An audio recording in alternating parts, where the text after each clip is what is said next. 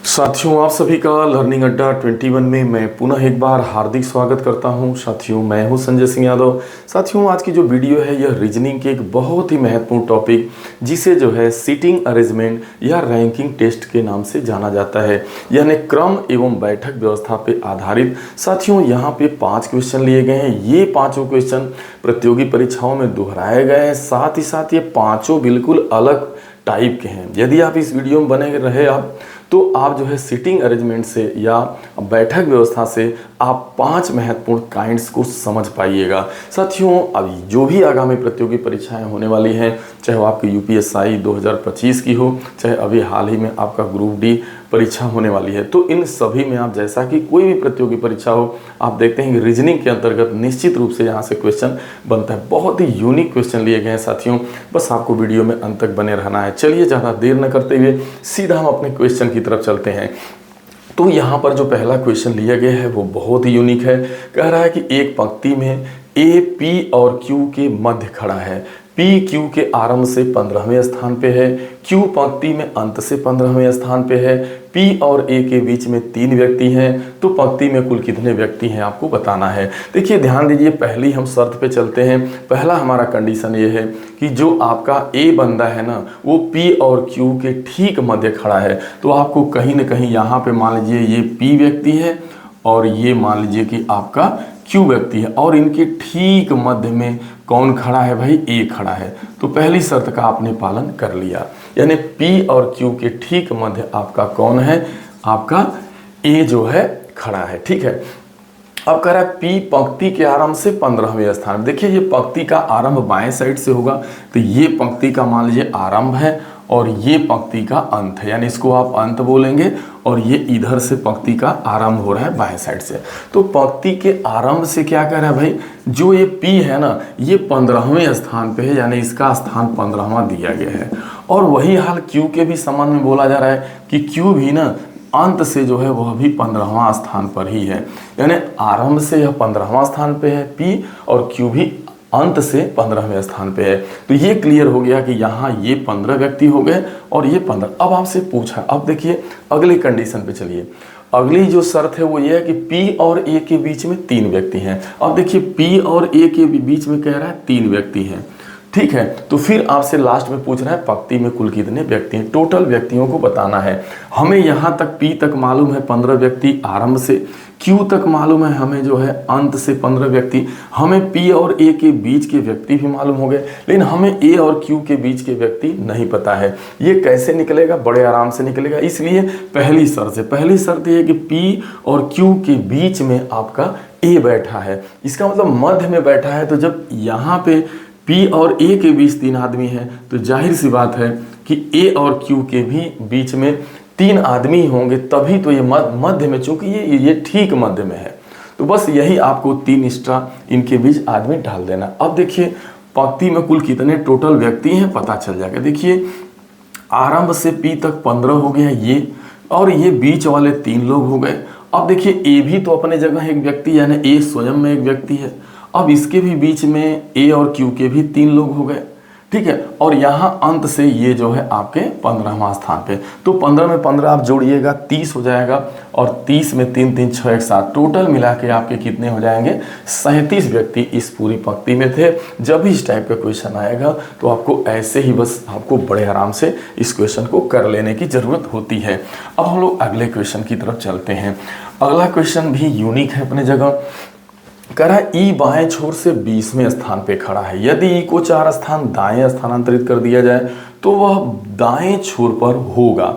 पंक्ति में कुल कितने व्यक्ति हैं? यहाँ पर भी पंक्ति में टोटल व्यक्ति बताना है, लेकिन पहला कंडीशन ये है, पहली शर्त ये है कि भाई जो ई आदमी है ना, ये जो ई बंदा है ना, वह जो है बाएं छोर से, यानी ये आपका बायां हो गया और ये आपका दायां छोर हो गया। ऐसे मान लीजिए लाइन लगी है, पंक्ति लगी है। अब ये बाएं से कह रहा है कि ई जो है 20वां स्थान पे है। ठीक है, ये 20वें नंबर पे है। कहता है यदि ई को 4 स्थान दाएं स्थानांतरित कर दिया जाए। अब यहाँ मान लीजिए ई है, अब इसका पहले तो दायां साइड डिसाइड करना होगा। तो ये दायां, ये है जो आपका दायां है, वही ई का दायां हो जाएगा, और ये बायां है। चूंकि दाएं जाना है 4 स्थान, जब भी किसी भी व्यक्ति के जितने स्थान दाएं या बाएं जाना हो आप उतना ही गोला बना लीजिए। अब देखिए ई को 4 स्थान जाना है दाएं, तो आप 1 गोला, आपका 2 गोला, 3 गोला, 4, ये हो गया 4 स्थान। अब यहाँ पे कौन आ गया, ये जो ई है ना, अब ये आपका यहाँ आ जाता है। 4 स्थान कहाँ चला गया, दाएं, ठीक है। लेकिन ये कह रहा है कि जब जैसे ये 4 स्थान दाएं जाता है तो वो बिल्कुल दाएं छोर से अंतिम नंबर पर होता है, यानी यहीं से लाइन का आपके इंड हो जाता है, यानी दाएं से ये अंतिम व्यक्ति बन जाता है। तो कहा जा रहा है पंक्ति में कुल कितने लोग थे, तो बड़ा आसान हो गया। यहाँ से यहाँ देखिए ई तक 20 लोग थे, ये 20 है। अब इसके बाद आपका 1 2 3 4 व्यक्ति और बढ़ जाते हैं, यानी 4 ये 1 2 3 4। इसका मतलब पंक्ति में कुल कितने लोग हैं, टोटली मिला करके कुल व्यक्तियों की संख्या आपकी 24 हो गई। तो आप ऐसे क्वेश्चन को इस तरीके से आपको लगाना होता है, यह भी बिल्कुल। अब अगला बहुत ही एकदम बिल्कुल अलग हटके है। कहता है ए पंक्ति के आरंभ में 15वें स्थान पर खड़ा है, ए और बी के बीच में 3 व्यक्ति खड़े हैं, ठीक है। बी ए के बाद खड़ा है। यदि पंक्ति से प्रथम 13 व्यक्तियों को हटा दिया जाता है तो पंक्ति के आरंभ से बी का स्थान बताना, यानी 13 व्यक्तियों के हटाने के बाद अब जो है पंक्ति के आरंभ से जो है बी किस स्थान पे आ गया, ये आपको बताना है। लेकिन देखिए ए का क्या कह रहा है, आप पहली शर्त पे जाइए। ए पंक्ति के आरंभ में 15वें स्थान पे खड़ा है। ये देखिए पंक्ति का आरंभ होगा, यानी आरंभ है, और इधर जो है अंत मान लीजिए ये पंक्ति है। अब इस पंक्ति में कहा जा रहा है, ये मान लीजिए आपकी यहाँ से पंक्ति शुरू हो रही है, अब यहाँ आई और यहाँ पे मान लीजिए ए है, और ए किस नंबर पे है भाई, 15वां स्थान पे है। ये क्लियर हो गया, ठीक है, ए 15वां पे है। अब कहता है ए और बी के बीच में 3 व्यक्ति खड़े। देखिए ए और बी के बीच में 3 व्यक्ति खड़े होंगे, लेकिन ये कहा जा रहा है कि जो पंक्ति है, जो बी है वो ए के बाद खड़ा है, यानी बी खड़ा होगा ए के बाद, यानी बी जब भी आएगा ए के बाद आएगा, कह रहा है शर्त में, तो आप बी को बाद में लिखिए। अब देखिए ए के बाद बी आ रहा है, और ए और बी के बीच में स्पष्ट रूप से दिया है कि जो है बीच में कितने हैं, 3 व्यक्ति खड़े हैं। तो आप 3 व्यक्तियों को बना दीजिए, आपने 3 गोला बना दिया, ये 3 व्यक्ति आपके बीच में हो गए, ठीक है। अब आगे क्या है, कहता है यदि पंक्ति के आरंभ से 13 व्यक्तियों को हटा दिया जाए। देखिए ये 15वां व्यक्ति ए है, अब 13 व्यक्ति को हटाएंगे तो जाहिर सी बात है यहाँ पे 14वां बचेगा, और ये 15वां खुद है। तो यहाँ देखा जाए तो अगर 13 व्यक्तियों को हटा देंगे, इधर से बिल्कुल 13 लोगों को हटा दिया गया, तो यानी 14वां और 15वां जो है आपका व्यक्ति स्वयं में ए है, यानी यहाँ से यहाँ देखा जाए तो 2 आदमी। पहले ए तक देखिएगा तो 13 हटाने के बाद दो व्यक्ति बच गए।